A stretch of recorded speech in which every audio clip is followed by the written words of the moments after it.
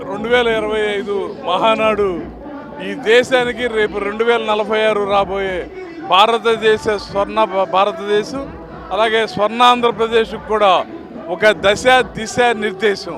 వెనకబడినటువంటి ఆంధ్రప్రదేశ్ రాష్ట్రాన్ని ఎక్కడో ఏమైపోతావో అర్థం కాని విభజన రాష్ట్రం గత 5 సంవత్సరాల్లో చాలా ఆర్థిక ఇబ్బందులు ఏర్పడినటువంటి పరిస్థితిలో ఈరోజు మహానాడు.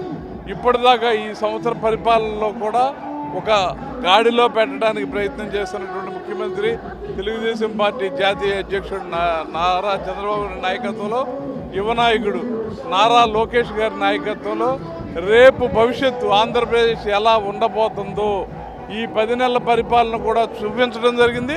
రేపు భవిష్యత్తును ఇంకా పేద ప్రజలు ప్రతి ఒక్కళ్ళు కూడా ఈ రాష్ట్రంలో పేదరికం లేనటువంటి ఆంధ్రప్రదేశ్ ఉండాలి.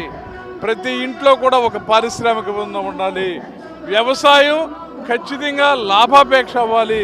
ఆ ప్రతి ఒక్కరి కళ్ళల్లో ఆనందం చూడాలని ప్రతి ఒక్క వ్యక్తిని కుటుంబంగా భావించేటువంటి ఈ మహానాడు రేపు ఈ భారతదేశానికి కూడా ఒక మార్గదర్శకం కావుతుందా అనే దాంట్లో తెలుగుదేశం పార్టీ కార్యకర్తలు ఎవరికి కూడా, తెలుగుదేశం పార్టీ పుట్టినప్పటి నుంచి కూడా ఈ జెండాను మోస్తున్నటువంటి మాకు ఖచ్చితంగా నేను ఇవాళ కృష్ణా మిల్క్ యూనియన్ చైర్మన్గా ఉన్నానంటే దానికి కారణమైనటువంటి ఒక కార్యకర్తకి ఒక సముచితమైనటువంటి స్థానం ఇచ్చినటువంటి నారా చంద్రబాబు నాయుడు గారు భవిష్యత్తులో కార్యకర్త స్థానంలో ఉంటాకి ఉదాహరణే మాలాంటి వాళ్ళకి ఒక పదవులు ఏర్పాటు చేసినటువంటి మహోన్నతమైన పార్టీ తెలుగుదేశం పార్టీ.